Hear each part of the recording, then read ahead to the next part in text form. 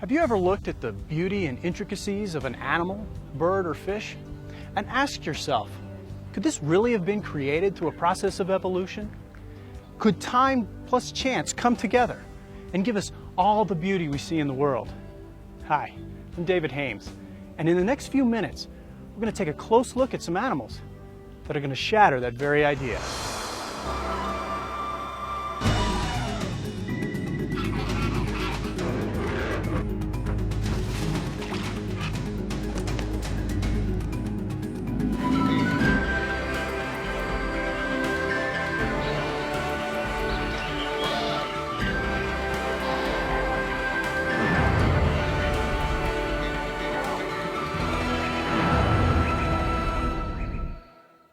I want to introduce you to Dr. Job Martin. Dr. Martin has had a very interesting background. He's been a college professor and a dentist. He even served on the dental crew for President Johnson's Air Force One and the presidential fleet. But for the past 20 years, Dr. Martin has been lecturing students on incredible creatures that defy evolution. But it wasn't always this way. Dr. Martin, out of a scientific and medical background, once believed in the theory of evolution. Evolution, as I was taught, it all started with a thing called the Big Bang. They say this Big Bang went kaboom and shot out hydrogen gas mostly, and the gas somehow turned to dust, and the dust condensed down into planet Earth. The evolutionists say it started dry, and then over millions of years volcanic activity produced the water, and then in some little pond of this water somewhere on planet Earth, these inorganic chemicals got together and they were zapped by some kind of X-ray or something else, and all of a sudden you have this little speck of life. And they say that was about 3.5 billion years ago. And then that little speck of life somehow over about 3 billion years became the first cell, which was somewhere around 600 million years ago. And then that progressively became beautiful you. Dr. Martin's traditional scientific background would go through an evolution, rather a revolution, as he joined the staff as a professor at Baylor Dental College. This was the beginning of the evolution of a creationist. And so in the fall of 1971, I went to Baylor in Dallas and gave my first lecture. It was on the evolution of the tooth. And I talked about how these fish scales gradually migrated into the mouth and became teeth. And a couple of my students came to me after class that day and said, Dr. Martin, have you ever investigated the claims of creation science? Well, that was 1971. I'd never even heard of it. At that point, I'd been a Christian for about 5 years. And so I'm thinking to myself, where are these guys coming from? I've never heard of this. And so I said, sure, I'll look into this with you. And I'm thinking, kind of as a cocky young professor, I'll blow these guys away. Well, they asked me to start studying the assumptions that the evolutionists make. And in all my years, 8 years of scientific education, I had never had a single professor tell me about an assumption. And so we started looking at the assumptions, and I began to realize they're making some claims here that really the assumptions aren't valid when they tell us rocks are very old and all these kinds of things.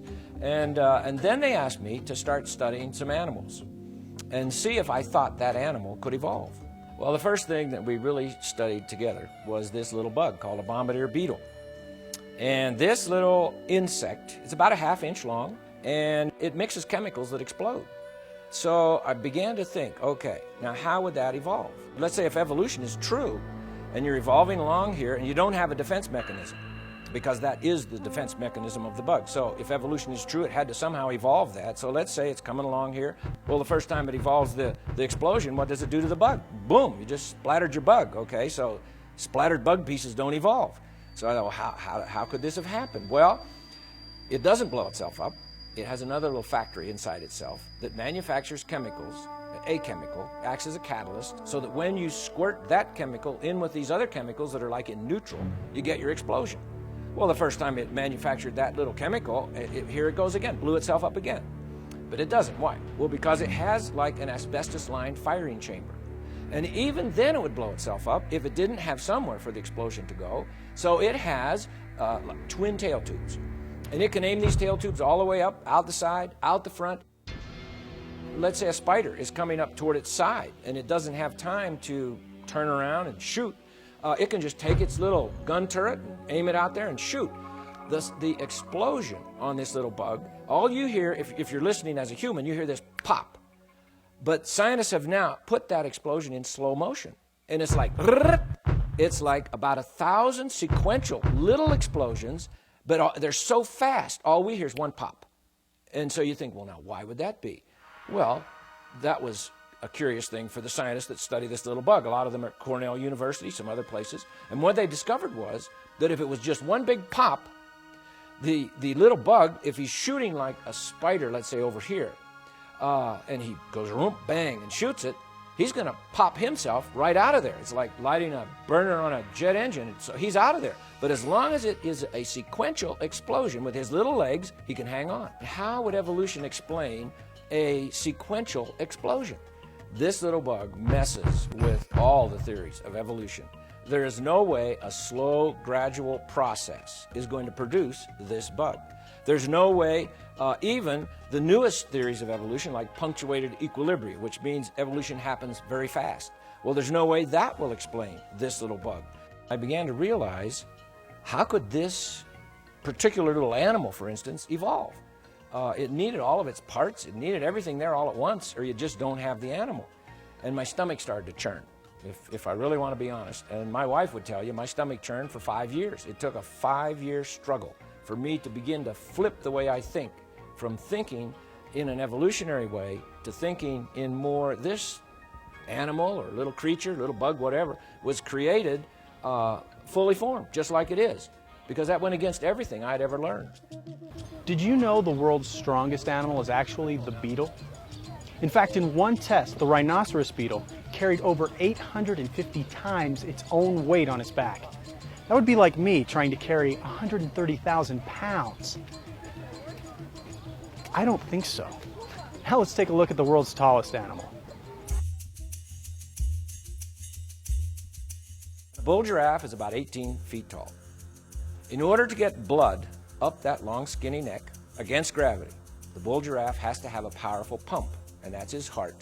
And the heart of a bull giraffe can be as much as 2.5 feet long. Big, powerful pump. Now, as he's going along here, living his life, everything's just fine, but all of a sudden, this 18-foot-tall creature decides, I need a drink of water. So he bends his head down to get a drink of water. Now we have a problem. Because now this powerful pump, instead of pumping against gravity, is pumping with gravity. And so the heart gives a mighty squeeze, and the blood shoots down his neck, hits his brain, and bursts his brain. And so now he just blew his brains out, okay? So he's dying, and he must be thinking to himself, I need to evolve something here to take care of my problem. When I get a drink of water, I blow my brains out. Of course, we know dead creatures don't evolve. But he doesn't blow his brains out, because as he bends his head down, there are like little spigots in his artery that goes up the neck, little valves, and they close. But the last pump is beyond the last valve. And so it's enough to burst the little arterioles in his brain, but it doesn't go into his brain. The last pump kind of goes whoop underneath the brain into like a sponge. And this sponge just gently expands, and he hasn't blown his brains out, and he gets his drink of water, and now he sees a zebra kind of running up from this side, and he just ignores it. But he sees a lion coming up from this side. Oh, the lion wants to eat me. I got to get out of here. Now, how does he know the difference, by the way? Evolutionists can't explain that to us. But the fact is, here comes this lion. He's going to eat the giraffe. And so the giraffe jumps up. He runs about 5 steps, passes out. Not enough oxygen to his brain. While he's there, passed out, the lion is eating him. He must be thinking, I need to evolve something here. I got this problem. I pass out when I get up too fast. But he doesn't, of course. Well, why?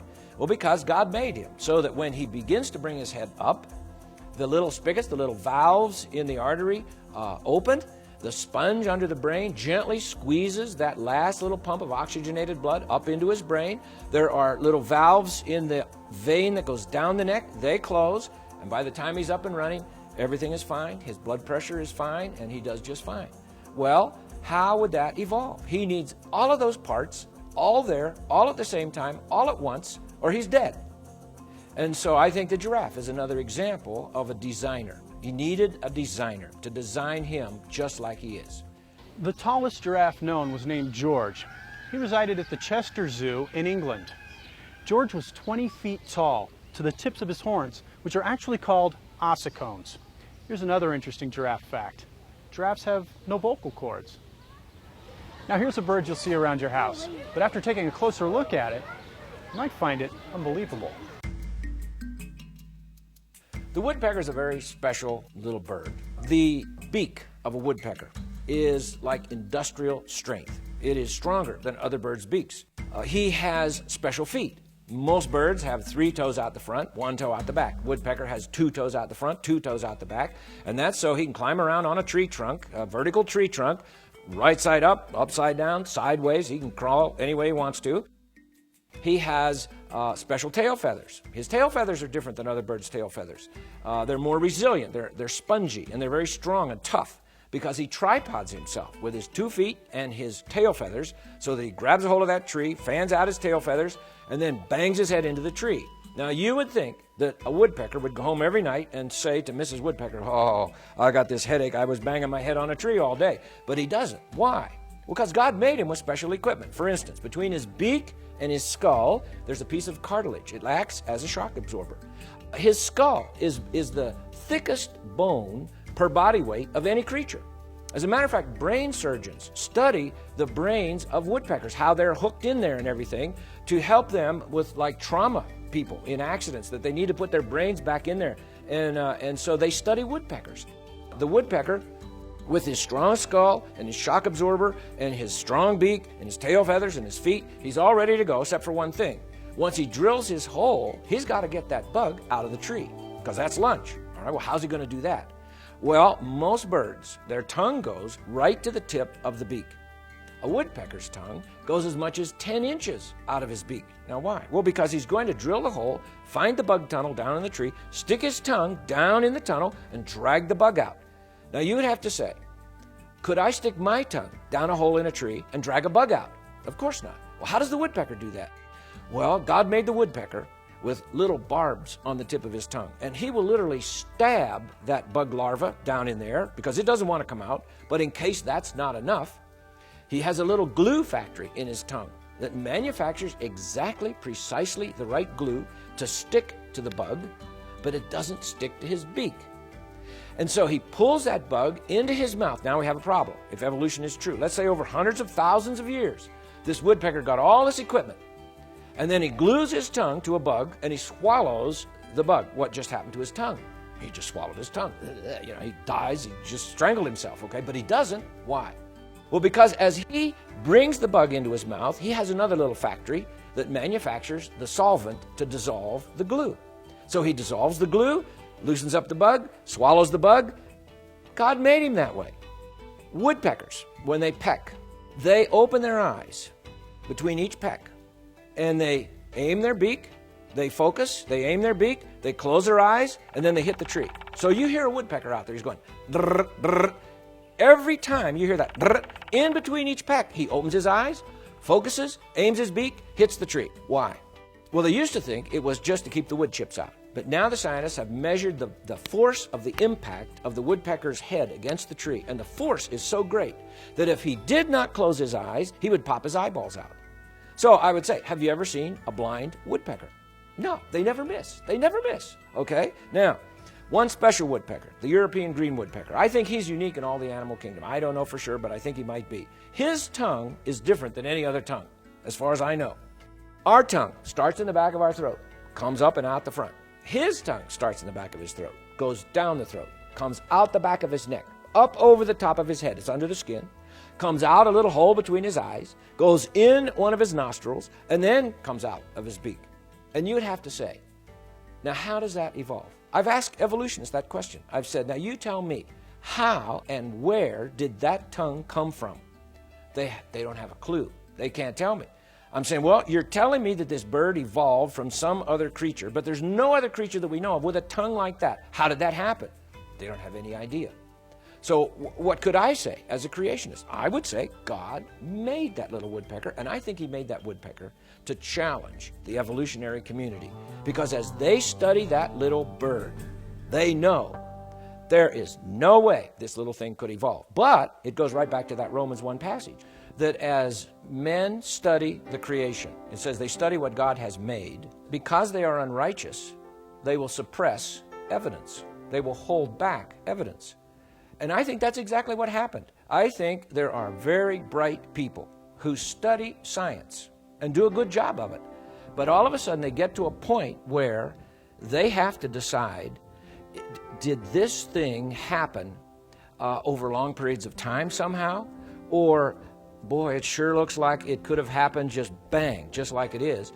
And then if they discover, hey, I have no way of describing this thing in terms of evolutionary science, they're faced with the other option, which is maybe a designer and a creator, and they say, I don't want to go that way, okay? So they suppress that evidence. And so many of the things that I studied, we had to search just to find information on them because they are not in the textbooks. They just don't put them in because they have no way to explain it. And so they just ignore it. Another bird that got Dr. Martin's attention lives down under, mate, in Australia. There's a little bird in Australia. It's called the Australian incubator bird. Some people call it the mound builder. Sometimes it's called the brush turkey. And there's different species. We'll talk about one in particular. But this little bird, about 3.5 to 4 pounds, the female has 2 jobs. Her first job is to check out the nest and see if it's going to be okay. The male builds the nest, and then the female checks it out. Now you would say, well, big deal. She's going to check out the nest. Well, this nest is not like any other nest. Some of these nests have been measured at 20 feet across and as much as 50 feet high. And some of them dig down into the dirt 3 to 6 feet. So it's like a huge, that's why they're called the mound builders. It's like a huge mulch pile. So she comes and she digs down in there, and she comes out and says to Mr. Bird, I don't like this one. And so he says, okay, hang on for a couple months, I'll build you another one. Okay, so he builds her another one. Let's say she likes this one. Now she goes to job number 2, and that is she lays eggs. Now she lays 1 egg every 3 days for 7 months. And it's a little 3.5 to 4 pound bird, and the eggs are almost a ½ pound each. They're almost as big as an ostrich egg. Impossible, impossible. She's dead. I mean, you can't do that, okay? But she does. Now, this one species, the female makes a very thick shell on the eggs, and it has pores. All birds' eggs have pores. That's how they breathe. But this one, the pores are shaped like little ice cream cones, and the tip of the ice cream cone is in toward the inside of the shell. So as the chick begins to develop inside the shell, he gets to a certain day and he can't get enough air. He's going, I can't get enough air. And so he begins to scrape off the inside layer of the shell. And that makes the holes bigger. He's going up the ice cream cone, so now he can breathe. And so he does that all the way along till he finally breaks out of the shell. Now the male bird takes care of the nest. The female, once she lays the eggs, she just goes off, and now he takes care of the nest. Now you would say, well, is that a big problem? Well, yes, because each species has some different qualifications for the nest. And this one I'm going to talk about, the male keeps the nest at 91 degrees Fahrenheit for 7 months. And if it varies by much more than a degree on either side of 91 degrees Fahrenheit, the chicks die. So Daddy Bird is out there every day. He digs down into the nest and he checks the temperature, and the scientists aren't even exactly sure how he does the temperature. But he checks the temperature. Oh, it's 92 degrees. It's too hot. I got to do something. So he runs back up, and sometimes he'll throw sand on top to try and reflect more sunlight, or he has various things he'll do. He also keeps that nest at about 99.5% humidity. If it gets down to about 80%, the chicks dry out, the eggs dry out. He has to keep it at roughly 99% humidity. So 91 degrees Fahrenheit, 99% humidity. That's impossible for a little 3.5 pound, 4 pound bird. When the chick hatches out of its egg, it has all of its feathers. As far as I know, it's the only bird that it's ready to fly, but it can't fly because it's down deep in a big mulch pile. Now, nobody feeds this little bird. Dad doesn't feed the bird. Mommy bird doesn't feed the little baby. They come out of the egg, and then they somehow know, I got to get out of here. So they turn over on their back, and they begin to scrape the sticks and leaves on top of them, and it'll drop down on their chest, and they shake it off their chest, pack it down with their little wings, dig some more, falls down, shake it off, pack it down. It takes up to 3 days for them to dig out of the nest. And nobody told them to do that. Nobody told them to go. Which way? Which way do I go? But how do they know that? You see, well, evolution can't explain those kinds of things, all right? So here it comes. He's out of the nest. Nobody shows it what to eat. He goes off. He knows what to eat. He knows how to catch it and find it. And then the next year, the male bird is going to build a nest. But daddy bird didn't show him how. He starts building a mound all by himself. Nobody showed him how to do it. It's a miracle. It's just a miracle. And so you look at even something like a little Australian incubator bird and you say, how could that evolve? If this story of evolution is true, how could that happen? I say, only God can do that. Here's something most of us pull out of the icebox every morning. If you take an egg and you put it in warm water, you will see bubbles coming out. Now, why do you see those bubbles? Well, because there's little holes all through the egg shell, about 10,000 actually in a chicken shell. Those holes are there so that the chick can breathe, because that's where he gets his air, through those holes, so they can get the waste out of the shell, because the chick, as he develops, is going to eat the yolk, and the yolk, as he burns it up, there's waste products, there's water and different things given off, and he has to be able to get the waste out of the shell, or for instance, just the amount of water that's given off, he would drown right there in the shell. How do you explain all the intricate mechanisms and the perfect timing that it takes for an egg to develop, making this whole thing happen? Because every step of the way, the chick would be dead. Everything has to be done on a particular day and in a particular order, and the timing has to be exactly right, or you have a dead chick. If you have ever boiled an egg or eaten a hard-boiled egg, you'll notice when you peel the egg, there's like that little membrane in there. And that membrane has to be there, and we'll talk about that in just a minute. But on one end of the egg, it's flat, and it looks like the chicken didn't quite fill the egg. Well, that's a special place. That's called the air sac. And so now we take all these parts and we put them together, and we have this little fertilized egg, and now this little chick is developing. By the 5th day, its little heart is pumping. Blood vessels have grown out of the chick. 2 of them go up, hook into the membrane, and those are the ones that it's going to breathe through. It'll get its air through that. The air comes through the pores or the holes in the shell up to the membrane, and then the membrane transfers the oxygen to the artery, the vein that goes into the chick, and then the other vessel that hooks into that gets rid of the waste, and so there's a process there of things coming in and things going out of the shell.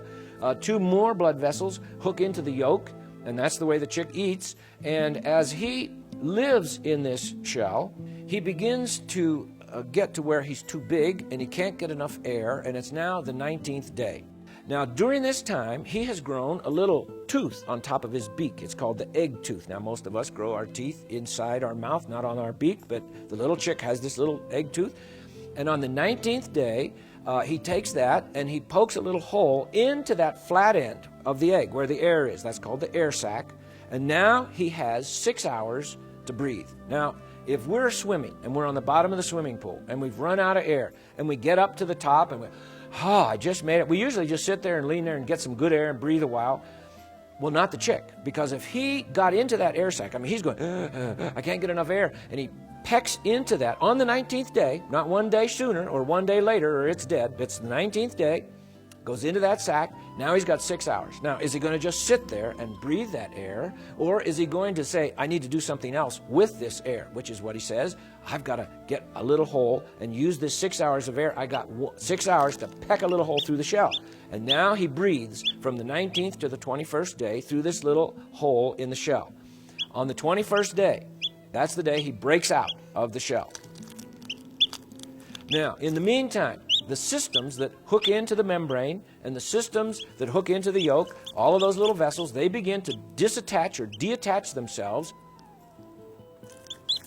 And when he comes out of the shell, sometimes he might have a blood vessel hanging on him somewhere or something like that. But the fact is, these things, it's like he's dropped his spacesuit off and he is ready to go.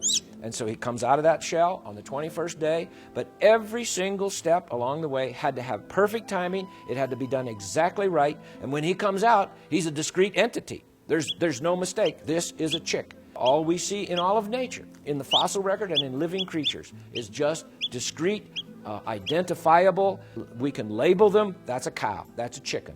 And so I think that's more evidence that God made everything, including little chicks, just exactly like they are.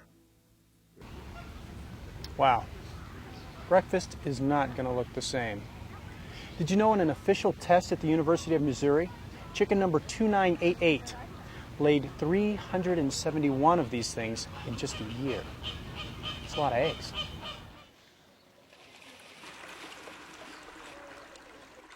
You know, there are animals that breathe air. However, they seem more at home in the water. Take the beaver, for instance.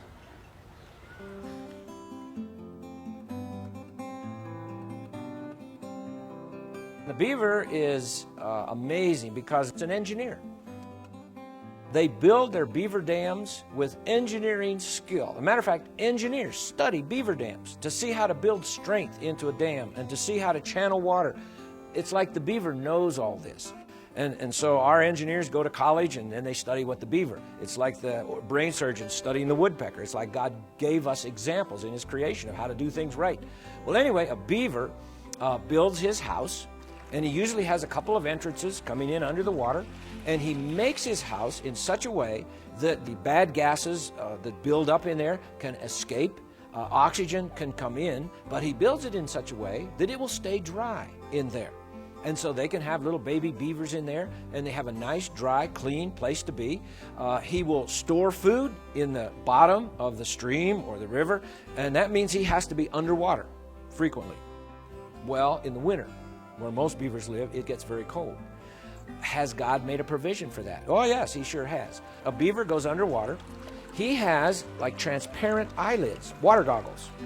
And he can see through his eyelids under the water, and that's to keep the dirt out of his eyes that's floating around. He has nose flaps that close, keeps the water out of his nose. Ear flaps that close, keeps the water out of his ears.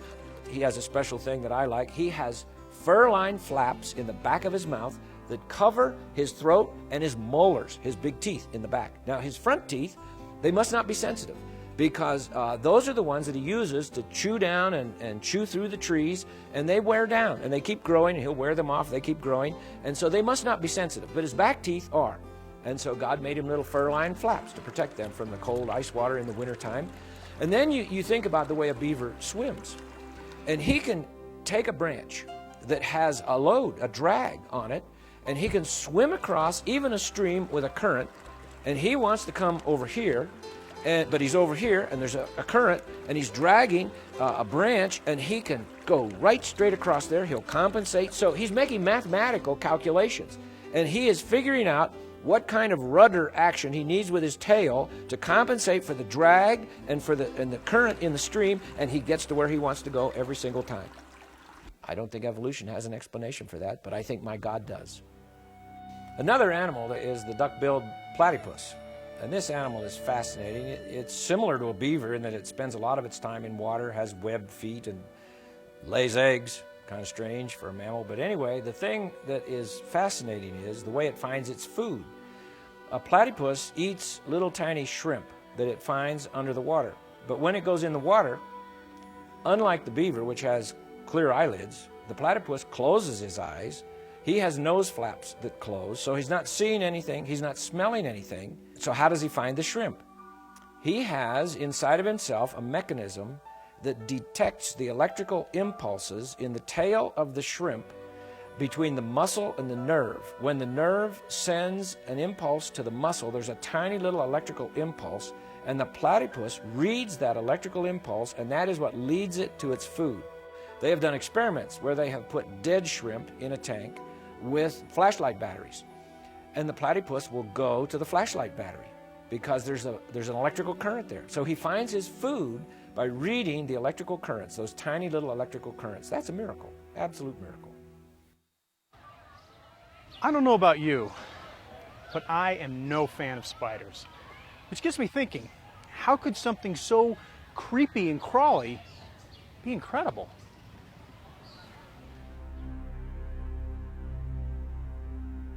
There's a spider that we have down in Texas, and it's other places around the United States, called the black and yellow garden spider. Some people call it the zipper spider, because in the middle of its web, it always makes a little characteristic mark. It's like a little zipper of floss that it makes.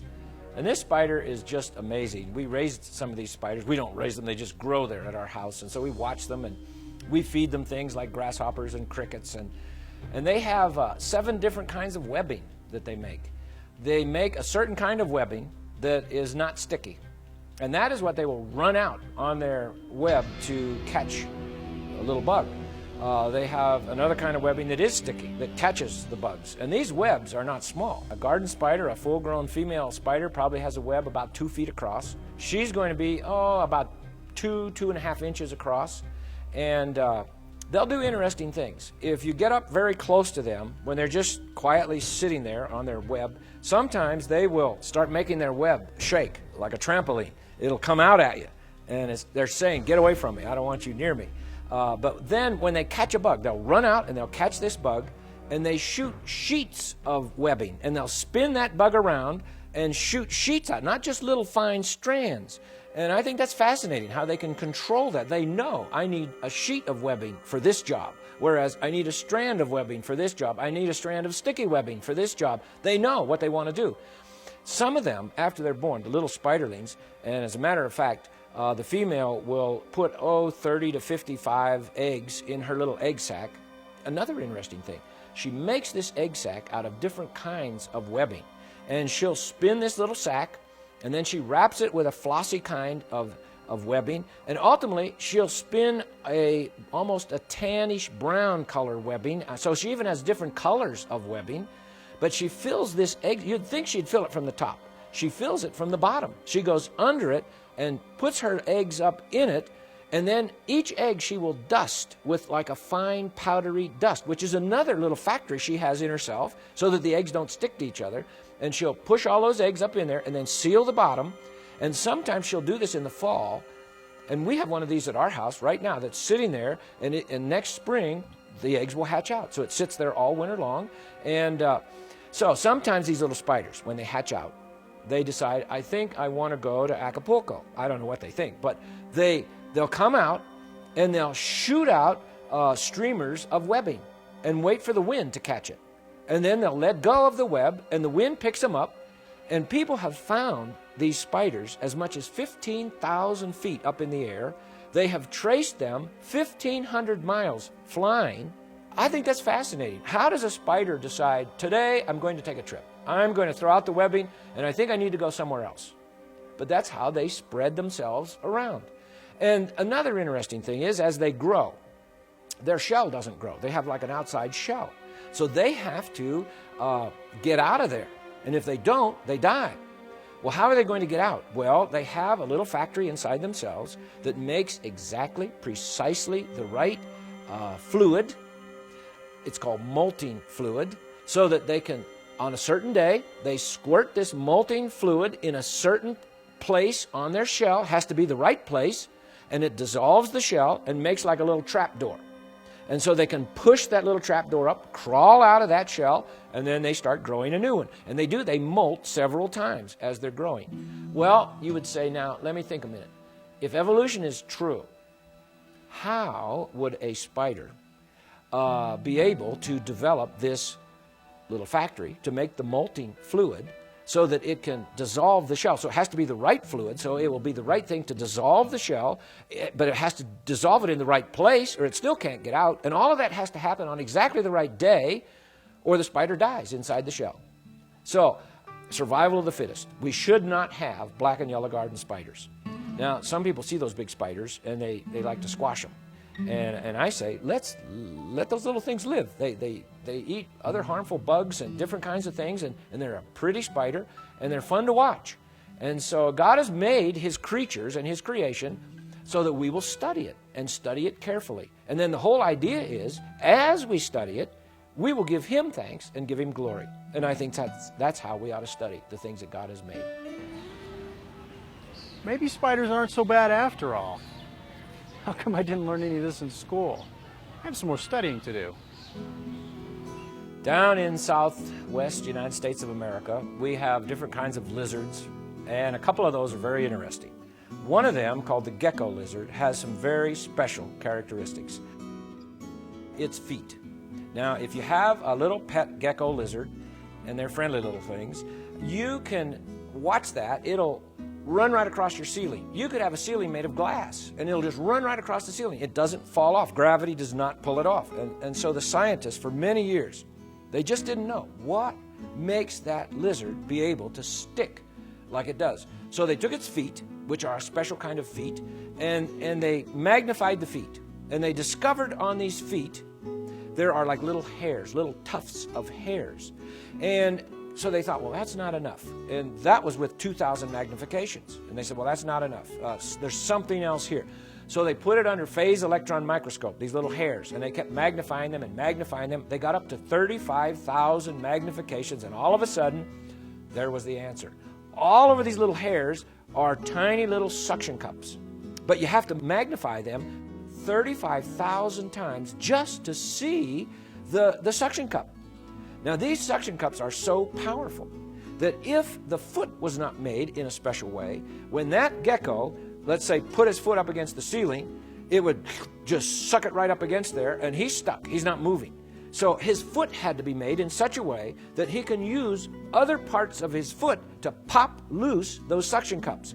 So what he'll do is, and if you look at the foot of a gecko, it looks different than a normal lizard. Most lizards have kind of finger-like with big nails on them, and the gecko, though, has like these little rounded pads on its foot, and it can take those feet, and they're almost kind of rounded on the bottom, so that it can, for instance, use the suction cups in the front to pop up the ones in the back, or it can use them on the side to pop up the other side. And so it just does it naturally, but that's what's going on. How would a lizard evolve little 35,000 times it takes to see the magnifications? How would it evolve that? And why would it evolve that? And why would it have the right kind of a foot that has to be there if it's going to have those suction cups? All of that had to be there all at once. And then we have this other lizard. He's called the Chuckawalla lizard. And he has really three different distinctives that make him special. One of them is he has almost like a blanket across his back of skin. And this skin changes color. He'll start out in the morning and it'll be dark. And that means it absorbs more sunlight because he's a cold-blooded animal and he needs to be able to get his blood warmed up so he can run away from his enemies and things. And so it'll warm him up. But later on in the afternoon, in the desert, when the sun is really hot, it turns a light beige color and it reflects the sun so that his blood doesn't boil. Now he has a defense mechanism. Let's say a coyote wants to eat one of these little lizards, and they do try to eat these lizards. He will run into it like a crack in the rocks. And he expands his body kind of like a blowfish. He will blow his body up.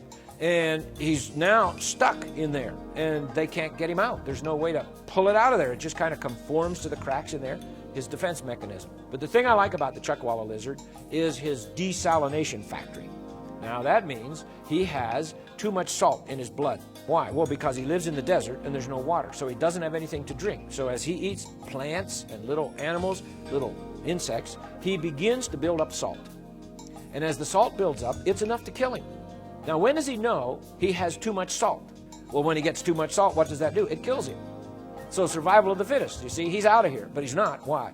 Because God made a little factory in his nose. It's a little desalination factory. It's a little factory that will, as the blood builds up salt, all of a sudden he thinks, I think I need to get the salt out of my blood. I think I'll run it through my factory. So he shunts the blood. He detours the blood through this little factory. And that little factory takes the salt out of his blood. Now, every now and then, the Chuckawalla lizard, he goes, achoo, and he sneezes pure salt crystals. Now, I think you could take a Chuckawalla lizard, put him on your dining room table, and say, okay, Chuck, we need a little salt here. And there you go. We've got pure salt from a lizard's sneezes. I think that's incredible. He is another one of the incredible creatures that our Lord has made. What's the most complex creature? Has to be you and me. But how did we get here? Are we distant cousins to the apes? Or were we designed by a creator? And if so, is the Bible's account of creation actually possible? If we look at the Genesis account of God's creation of man, he says he made man fully mature. Adam, when we first meet him, full grown man, only 1 minute old. It says he took a rib and made Eve. Now, some Christian people say, I can have evolution, I can have the Bible. Well, now we have a problem. Are there any evolutionists that teach that women evolved from ribs? Well, of course not.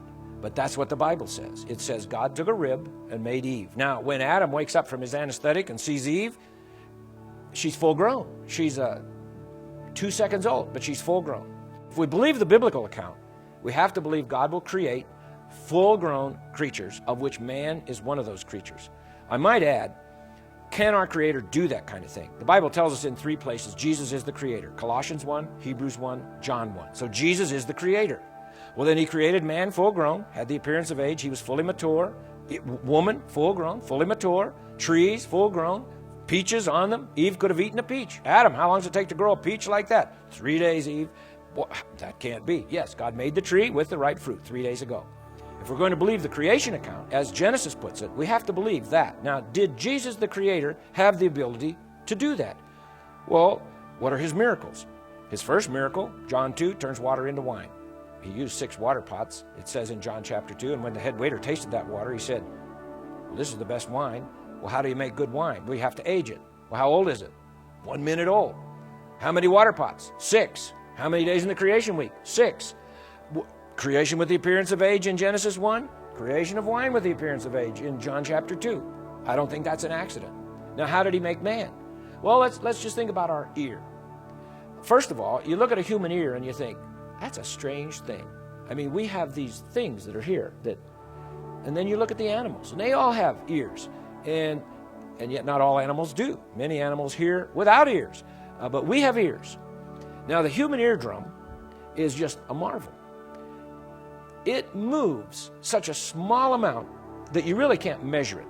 Some scientists have said the movement of the eardrum with the different sounds hitting it is about the same as 1/100th the width of a hydrogen molecule.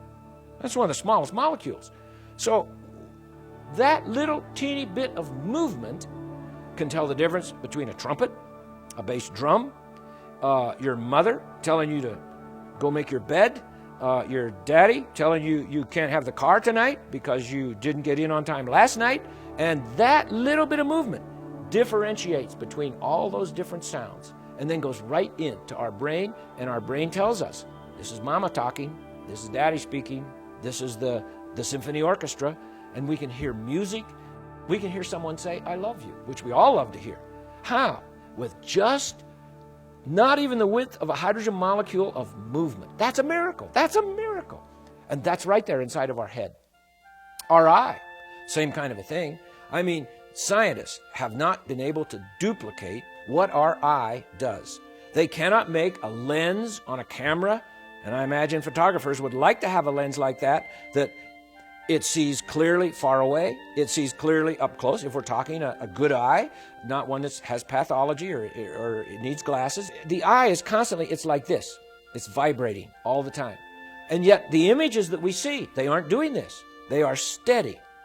How does that happen? Well, it's the way God put the whole eye together with the various muscles that are in there and the ways that it contacts through your ophthalmic nerve and goes to your brain, and we see things and the image is flipped, and they've done experiments where they put glasses on people and they flip everything upside down, and within 2 weeks' time, a person with those kind of glasses can drive a car, and his brain is compensated for all that. And you think of just the way the human body works. How would that evolve? Now, when we think about this, we've looked at quite a few creatures, and you look at those things and you start to think, how could that be? Is that the result of an impersonal, chance, random process? Or could it be there's actually a designer, some power that had the genius to design all of these little things so that they actually work, and every part works with all the other parts, and it all comes out with these marvelous creatures that defy evolution in every single way? I think it proves that there is a designer, and I think I know his name, and I think he wants to have a relationship with each one of us, and I think he's penetrated his time and his space in the person of his Son, the Lord Jesus Christ, who is the designer and the maker, who has the power and has the genius to do all of this. Well, there you have it. Animals are a lot more complex and interesting than I realized. Dr. Martin has a point. The next time you look at all this beauty, realize that this is no accident. I'm David Hames, and until next time, thanks for watching.